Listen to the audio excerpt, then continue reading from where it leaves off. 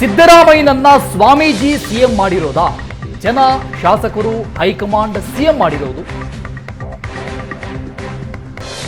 Shamanur ಸತೀಶ್ನ CM ಮಾಡೋಕ್ಕಾಗುತ್ತಾ? ಚಂದ್ರಶೇಖರ ಸ್ವಾಮೀಜಿಯನ್ನ ಮಠದಲ್ಲಿ ಕೂರಿಸಿದ್ದು ದೇವೇಗೌಡರು.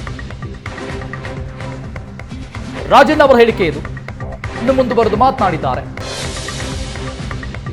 ರಾಜಣ್ಣನೇ, ಎಲ್ಲರೂ ಸುಮ್ಮನಿದ್ರೆ ನಾನು ಸುಮ್ಮನೆ ಇರ್ತೇನೆ.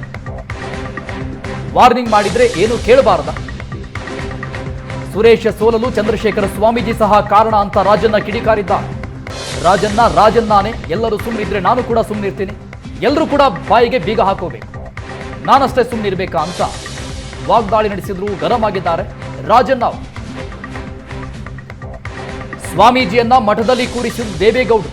ಸುರೇಶ ಸೋಲೋದಕ್ಕೆ ಚಂದ್ರಶೇಖರ ಸ್ವಾಮೀಜಿ ಕೂಡ ಕಾರಣ ಅಂತ ರಾಜಣ್ಣ ಹೇಳಿದ್ದಾರೆ.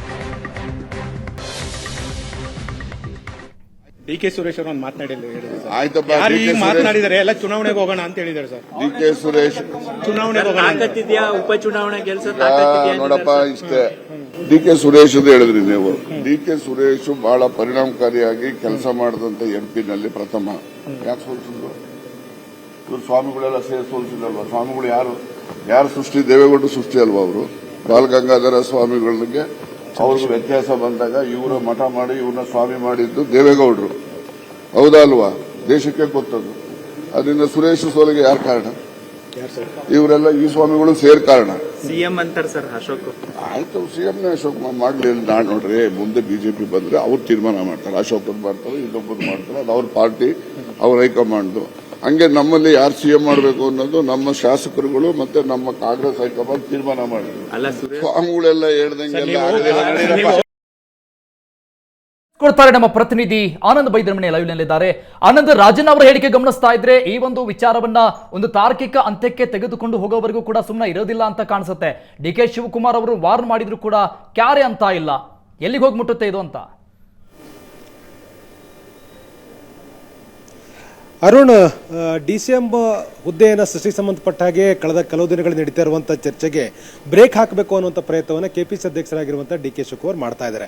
ಹಾಗಾಗಿ ಇವತ್ತು ಬೆಳಿಗ್ಗೆ ಇಡೀ ಬೆಳವಣಿಗೆ ಸಂಬಂಧಪಟ್ಟ ಹಾಗೆ ಅದಕ್ಕೊಂದು ತಿಲಾಂಜಲಿ ಇಡಬೇಕು ಅನ್ನೋ ರೀತಿಯಲ್ಲಿ ತಮಗಿರ್ತಕ್ಕಂಥ KPC ಅಧ್ಯಕ್ಷಗಿರಿಯ ಒಂದು ಜವಾಬ್ದಾರಿಯ ಹಿನ್ನೆಲೆಯಲ್ಲಿ, ಹೊಣೆಗಾರಿಕೆ ಹಿನ್ನೆಲೆಯಲ್ಲಿ ಎಲ್ಲರೂ ಕೂಡ ಬಾಯಿಗೆ ಬೀಗ ಹಾಕಬೇಕು, ಯಾರೂ ಕೂಡ ಮಾತಾಡಬಾರ್ದು, ಯಾರಾದರೂ ಕೂಡ ಬಹಿರಂಗವಾಗಿ ಹೇಳಿಕೆ ಕೊಟ್ಟರೆ ನೋಟಿಸ್ ನೀಡಬೇಕಾಗತ್ತೆ ಅಂತ ಹೇಳಿ ಖಡಕ್ ಆಗಿ ಸೂಚನೆ ಕೊಟ್ಟರು. ಆದರೆ CM ಸಿದ್ದರಾಮಯ್ಯ ಬಣದಲ್ಲಿ ಗುರುಸ್ಕೊಂಡಿರ್ತಕ್ಕಂಥ ಸಚಿವರುಗಳು KPC ಅಧ್ಯಕ್ಷರಾಗಿರುವಂತಹ DK ಶಿವಕುಮಾರ್ ಅವರ ಮಾತನ್ನ ಕೇಳುವಂತ ಸಾಧ್ಯತೆಗಳು ತೀರಾ ಕಡಿಮೆ. ಯಾಕೆಂತಂದ್ರೆ ಇವತ್ತು ಸ್ವತಃ ರಾಜಣ್ಣ ಅವರು KPC ಅಧ್ಯಕ್ಷರಾಗಿರುವಂತಹ DK ಶಿವಕುಮಾರ್ ಅವರ ಹೇಳಿಕೆಗೆ ತೀವ್ರವಾಗಿರ್ತಕ್ಕಂಥ ಆಕ್ಷೇಪವನ್ನು ವ್ಯಕ್ತಪಡಿಸಿದ್ದಾರೆ.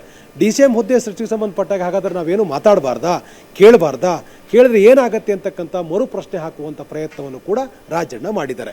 ಜೊತೆಗೆ ವಾರ್ನಿಂಗ್ ಕೊಟ್ಟರೆ ಹೆದರ್ಬೇಕಾ, ರಾಜಣ್ಣನೇ ಅನ್ನುವಂಥ ರೀತಿಯ ಧಾಟಿಯಲ್ಲಿ ಮಾತಾಡಿರುವಂಥ ಸಚಿವರಾಗಿರುವಂಥ KN ರಾಜಣ್ಣ ಅವರು ಯಾವುದೇ ಕಾರಣಕ್ಕೂ ತಾವು ಮುಂದಿಟ್ಟಿರ್ತಕ್ಕಂಥ DCM ಹುದ್ದೆಯ ಸೃಷ್ಟಿಗೆ ಸಂಬಂಧಪಟ್ಟ ಹಾಗೆ ಇರುವ ಪ್ರಸ್ತಾಪದ ಬಗ್ಗೆ ಹೈಕಮಾಂಡ್ ನಿರ್ಧಾರ ತೆಗೆದುಕೊಳ್ಳಬೇಕು, ಅಲ್ಲಿವರೆಗೂ ಕೂಡ ಕೇಳ್ತೇವೆ ಅಂತಕ್ಕಂಥದನ್ನ ಬಹಳ ಖಡಕ್ ಆಗಿರುವ ಸಂದೇಶವನ್ನು ರಾಜಣ್ಣ ರವಾನೆ ಮಾಡಿದ್ದಾರೆ.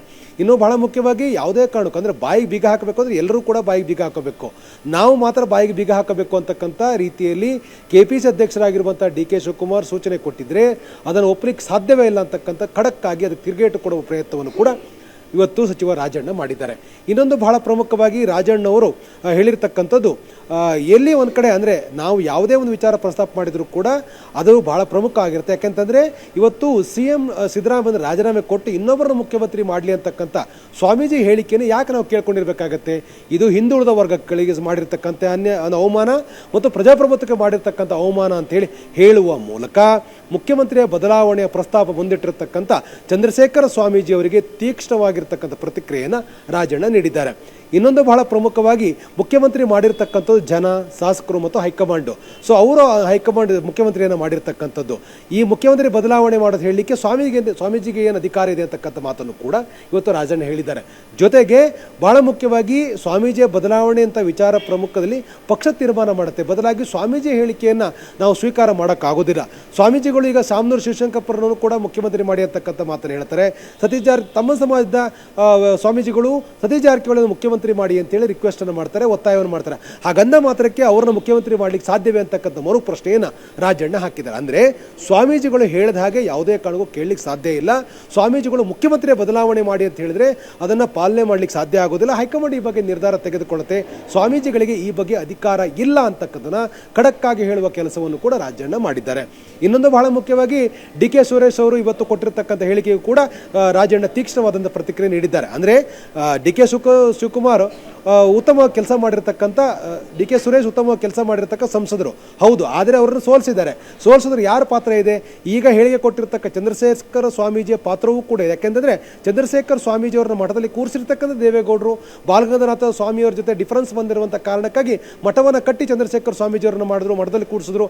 ಈ ಸ್ವಾಮೀಜಿಯೂ ಕೂಡ ಸುರೇಶ್ ಅವರ ಸೋಲಿಗೆ ಕಾರಣರಾಗಿದ್ದಾರೆ ಅಂತೇಳಿ ಅವರು ಆರೋಪ ಮಾಡೋದ್ರ ಮೂಲಕ ಚಂದ್ರಶೇಖರ್ ಸ್ವಾಮೀಜಿಗಳು ರಾಜ್ಯ ರಾಜಕಾರಣದಲ್ಲಿ ಹೊತ್ತಿರ್ತಕ್ಕಂಥ ಕಿಡಿಗೆ ತೀಕ್ಷ್ಣವಾಗಿರ್ತಕ್ಕ ತಿರುಗೇಟು ಕೊಡ್ತಕ್ಕಂಥ ಸ್ಪಷ್ಟವಾಗಿರ್ತಕ್ಕಂಥ ಒಂದು ಖಡಕ್ ಆಗಿರುವಂಥ ಸಂದೇಶ ರವಾನೆ ಮಾಡುವ ಪ್ರಯತ್ನವನ್ನು ಇವತ್ತು ರಾಜಣ್ಣವರು ಮಾಡಿದ್ದಾರೆ. ಯಾವುದೇ ಕಾರಣಕ್ಕೂ ಕೆಪಿಸಿಸಿ ಅಧ್ಯಕ್ಷರು ಹೇಳಿರ್ತಕ್ಕಂಥ ವಾರ್ನಿಂಗು, ನೋಟಿಸು, ಇಂಥ ರೀತಿಯ ಬೆದರಿಕೆಗಳಿಗೆ ಬಗ್ಗಲ್ಲ ಅಂತಕ್ಕಂಥ ಮಾತನ್ನ ನಾನು ರಾಜಣ್ಣನೇ ಅಂತಕ್ಕಂಥ ಮಾತನ್ನ ಹೇಳುವುದರ ಮೂಲಕ ತಿರುಗೇಟು ಕೊಡೋ ಕೆಲಸವನ್ನು ಮಾಡಿದ್ದಾರೆ.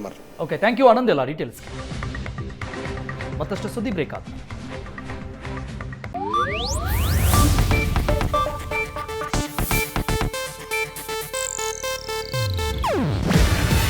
ಇದು ಏಷ್ಯಾನೆಟ್ ನ್ಯೂಸ್ ನೆಟ್ವರ್ಕ್ ಪ್ರಸ್ತುತಿ.